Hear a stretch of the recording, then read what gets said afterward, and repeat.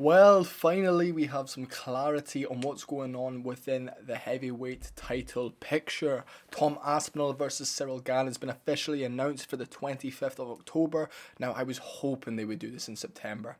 I was praying they would do this in September. I think October's still a long way away to wait. I wanted Aspinall back in there sooner. He's been ready, and a lot of the time when you're just training and trying, maybe he doesn't look the same when he comes back, but I think he will. I think he does beat Ciryl Gane, but I tell you what, if Ciryl Gane gets it done and beats Tom Aspinall, I might quit watching the UFC, because imagine John Jones on Twitter. Imagine. And you all thought he would beat me. That's what we would hear, but we've also got some other fight announcements. Let me show you another part of the screen, folks. We have Pereira versus Anklav 2 for the 5th of October, which is super exciting, and that's an amazing fight, or the 4th of October rather. That's my mistake. Whoops. 4th of October. An immediate rematch does make sense. Alex Pereira did go on a tear at light heavyweight. He knocked a few people out. Khalil Roundtree, Prohaska twice, Jamal Hill, and he saved the company various times. He deserves an immediate rematch. We also have Prohaska fighting Roundtree.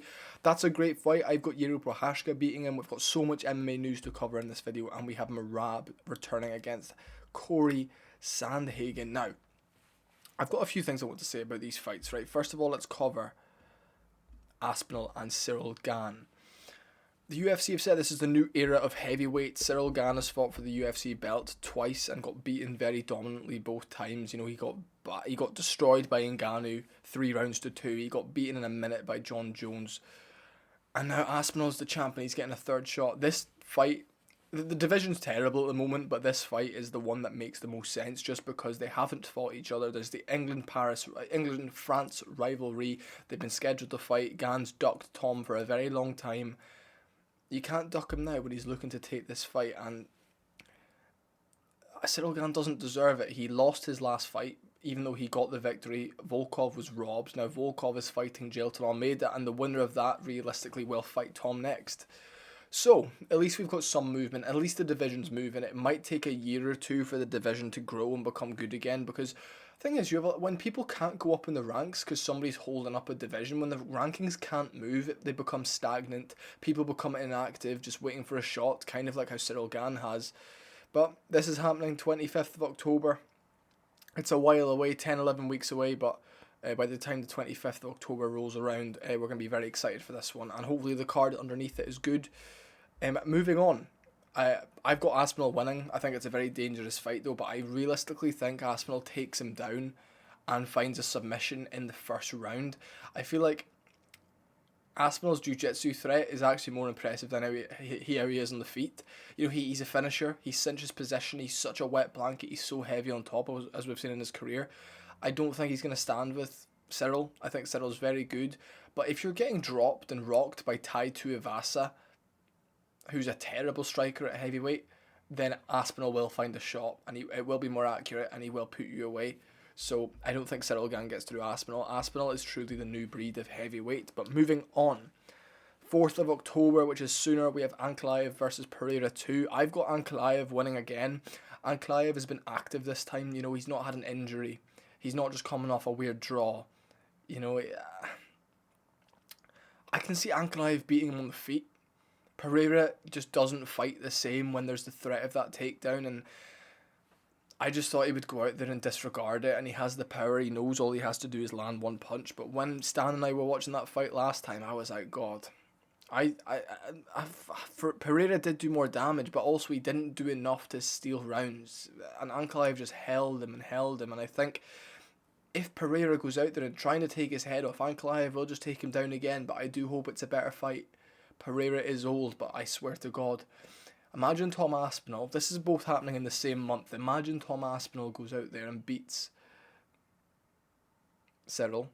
Then Pereira beats Anklav, and then they both fight at heavyweight in one of the biggest fights of all time in February, March next year.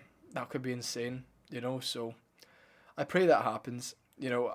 I feel like Pereira needs to knock out Anklav just so that they don't do a trilogy. I think that would be the best bet.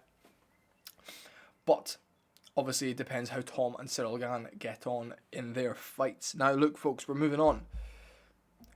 Prohaska versus Roundtree. Now, I wanted Carlos Ulberg to fight Prohaska. However, Roundtree's a great option as well. Obviously, they've both just come off the victory against Jamal Hill. Fantastic victories.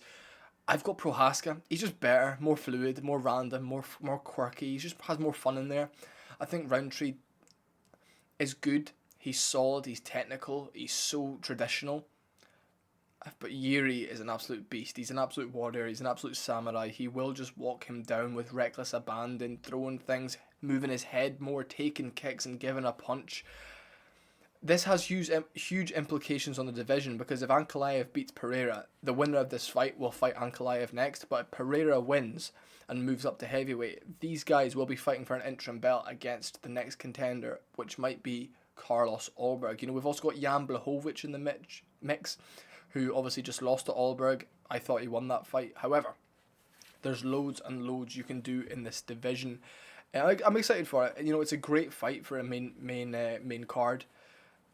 So it's a solid fight at the top. And you know what I'm happy about? Thank you to the light heavyweight guys for being active. Thank you for these two guys for being just active and sound and just good. Moving on. Morab Dvalishvili is back, folks. October the 4th. Fair play to Morab for being so active. He'll fight 3 times this year. He'll fight in January. He's not going to fight 4. I know he wanted 4. I know he wanted September, then December. Nah, you can't fit all that in. But the good thing about Morab is he's not a superstar. He's not like this huge name, so you have to put him as a main event.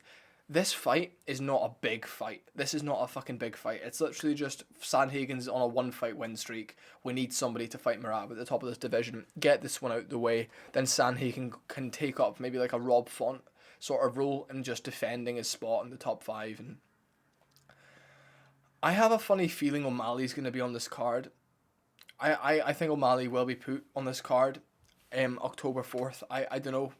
Or October 25th. I feel like you bring Sean O'Malley back, give him a big name. I was thinking Henry Cejudo or Song Yudong or somebody like that for O'Malley. Get him another fun, flashy knockout. You give him one more name and maybe a Peter Yan for the interim belt.